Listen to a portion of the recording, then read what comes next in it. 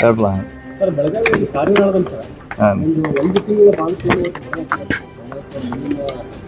ಆಗ್ತದೆ. ಭಾಳಷ್ಟು ಕಡೆ ಆಗಿದೆ ಬಡ್ನೆ. ಬೇರೆ ಬೇರೆ ಕಡೆ ಹೋಗಿ ಒಂದೇ ಕಡೆ ಎಲ್ಲ ಸುಮಾರು ಕಡೆ ದಿವಸ ಕಂಪ್ಲೇಂಟ್ ಬರ್ತಾವ್ರೆ. ಇಲ್ಲಿ ದೂರ ದಾಖಲೆ ಆಗಿಲ್ಲ. ನಾವು ಸಜೆಸ್ಟ್ ಮಾಡಿದಂಗೆ ನಿಮ್ಗೆ ತೊಂದರೆ ಕೊಟ್ಟರೆ ದೂರ ದಾಖಲೆ ಮಾಡಕ್ಕೆ ಹೇಳಿದ್ವಿ.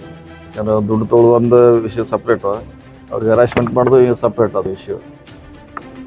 ಸೊ ಅದು ಗೊಂದಲ ಇದೆ. ಅದು ನಿಮಗೂ ಈಗಾಗಲೇ ಗೊತ್ತಿದೆ, ಗೊಂದಲ ಇದೆ. ಅದು ಸಬ್ಸಿಡಿ ಅಂತೇಳಿ ಅವ್ರಿಗೆ ಕೊಡಿಸಿದ್ದಾರೆ. ಈಗ ತುಂಬಲಿಕ್ಕೆ ಬಂದಾಗ ಸಂಘರ್ಷ ಪ್ರಾರಂಭ ಆಗಿದೆ. ಸೊ ನಾವು ಡಿ ಸಿ ಅವರ ಅಧ್ಯಕ್ಷತೆಯಲ್ಲಿ ಒಂದು ಮೀಟಿಂಗ್ ಮಾಡಿದ್ದೀವಿ.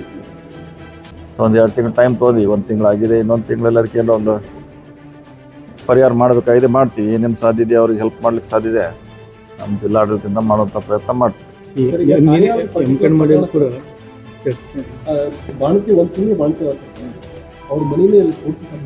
ಮಾಡಿದ್ರೆ ಭಾಳ ಕಡೆ ಓಡಿದ್ದಾರೆ. ನಿನ್ನ ಮೇಲೆ ಸಿರೂರದಲ್ಲಿ ಒಂದೇನೋ ಆತ್ಮಹತ್ಯೆ ಆಗಿದ್ದಾರೆ. ಇದೇ ಕಾಲಕ್ಕಂತ ಕಂಪ್ಲೇಂಟ್ ಕೊಡ್ಲಿಕ್ಕೆ ಹೇಳಿದ್ವಿ.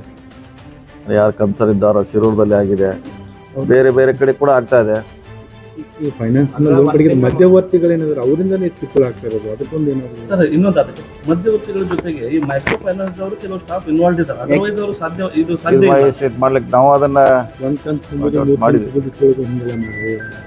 ನೋಡೋಣ ಕಾನೂನಲ್ಲಿ, ಯಾಕಂದ್ರೆ ಕಾನೂನು ಕೂಡ ನೋಡ್ಬೇಕಾಯ್ತು. ಅದರಲ್ಲಿ ಕೂಡ ಯಾವ ರೀತಿ ಅವಕಾಶ ಇದೆ ಅವ್ರಿಗೆ ಹೆಲ್ಪ್ ಮಾಡ್ಲಿಕ್ಕೆ ನೋಡಿ ಮಾಡ್ತೀವಿ. ಸರ್, ಈಗ voter I D Aadhaar card ಕೊಟ್ಟರೆ ಯಾರಿಗೆ ಬೇಕಾದರೂ ಸಾಲ ಕೊಡ್ತಾರೆ ಸರ್. ಹಿಂಗಾಗಿ ಇದರಲ್ಲಿ ಫೈನಾನ್ಸ್ ಅವ್ರು ನೇರವಾಗಿ ಅವರು ಇದೆ ಡೌಟ್ಫುಲ್. ಯಾಕಂದ್ರೆ ನಾವು ಇದ್ರ ಪ್ರಶ್ನೆ ಕೇಳಿದ್ವಿ ಅವ್ರಿಗೆ. ಇಷ್ಟೆಲ್ಲ ದುಡ್ಡು ತೊಗೊಂಡ್ರು ನಿಮಗೆ ಮಧ್ಯವರ್ತಿಗೆ ಅರ್ಧ ದುಡ್ಡು ಕೊಟ್ಟಿದ್ದಾರೆ ಇವರು. ಅವ್ರು ಕೇಳಿದ್ರೆ ನಮ್ಗೆ ಗೊತ್ತಿಲ್ಲ ಅಂತಾರ. ಇದು ಅಸಾಧ್ಯ ಅದ. ನಮ್ಗೆ ಕೂಡ ಡೌಟ್ ಇದೆ. ಅದಕ್ಕೆ ಪೊಲೀಸರಿಗೆ ತನಿಖೆ ಮಾಡ್ಲಿಕ್ಕೆ ಹೇಳಿದ್ವಿ ಇದು ಹೆಂಗಾಗಿದೆ ಅಂತ. ನೋಡಿ ತನಿಖೆ ಮಾಡ್ತಿದ್ದಾರೆ. ಅವ್ರು ರಿಪೋರ್ಟ್ ಬಂದಾಗ ಮುಂದೆ ನೋಡ್ತೀವಿ ಏನು ಮಾಡೋದು. 1 ತಿಂಗಳು ಮಗನ ಸೆಡ್ನೆ ಮಾಡಿಸಿದ್ದಾರೆ, ರಾತ್ರಿ ಎಲ್ಲ ಸೊಳ್ಳೆ ಕಚ್ಚಿದ್ದಾರೆ. ಆಗಿದೆ, ಆಗಿರ್ಬೇಕು, ಆಗಿಲ್ಲ ಅಂತ ಹೇಳಿಕ್ಕಿಲ್ಲ. ಆದರೂ ದೂರು ಕೊಡಲಿ. ಅವ್ರು ಕೊಟ್ಟರೆ ಆ ಫೈನಾನ್ಸು ಯಾರದಾರ ಒಮ್ಮೆ ಆ್ಯಕ್ಷನ್ ತೊಗೋತೀವಿ. ಏನತ್ರ ಪರ್ಯಾಯವಾಗಿ ರಾಮನವ್ರನ್ನ ಇಲ್ಲ, ಅದೆಲ್ಲ ಚರ್ಚೆ ಅಷ್ಟೇನೂ ಆಗಿಲ್ಲ. ಇಲ್ಲ ಚರ್ಚೆ ಇದೆ ಅಷ್ಟೇ. ಅದು ನೋಡೋಣ. ಇದು ಚರ್ಚೆದಲ್ಲಿದೆ, ನಮಗೂ ಗೊತ್ತಿಲ್ಲ ಅದ್ರ ಬಗ್ಗೆ. ಬೆಂಗಳೂರು ಹೋದ್ಮೇಲೆ ಅದ್ರ ಬಗ್ಗೆ ಮಾಹಿತಿ ತೊಗೊಳ್ತೀವಿ.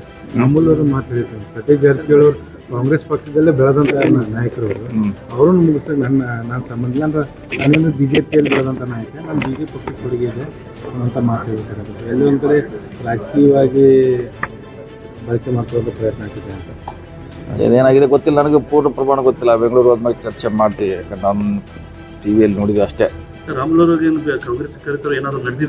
ಇಲ್ಲ, ಗೊತ್ತಿಲ್ಲ, ನನಗೆ ಗೊತ್ತಿಲ್ಲ ಅದ್ರ ಬಗ್ಗೆ. ಅಲ್ಲೇ ಹೋದ್ಮೇಲೆ ಗೊತ್ತಾಗೋದು. ಬೆಂಗಳೂರಿಗೆ ಚರ್ಚೆ ಮಾಡ್ತೀವಿ. ಹೋದ್ಮೇಲೆ ಗೊತ್ತಾಗೋದು. ಗೊತ್ತಾದ್ಮೇಲೆ ರಿಯಾಕ್ಟ್ ಮಾಡ್ತೀವಿ. ಜನಾರ್ದನ್ ರೆಡ್ಡಿ ಪರ್ಟಿಕ್ಯುಲರ್ಲಿ ತಮ್ಮದೇ ಹೆಸರು ಏನತ್ರ ನಿಮ್ಮನ್ನು ಕೌಂಟರ್ ಮಾಡೋ ಸಲುವಾಗಿ ಸಿದ್ದರಾಮಯ್ಯ ಅವರನ್ನು DK ಶಿವಕುಮಾರ್ ಕಾಂಗ್ರೆಸ್ ತರ್ತಾ ಇದ್ದಾರೆ. ಇಲ್ಲ, ನೋಡೋಣ. ಅದು ಇನ್ನೂ ನನಗೆ ಪೂರ್ಣ ಮಾಹಿತಿ ಇಲ್ಲ. ಅದನ್ನ ಹೇಳ್ತೀನಿ.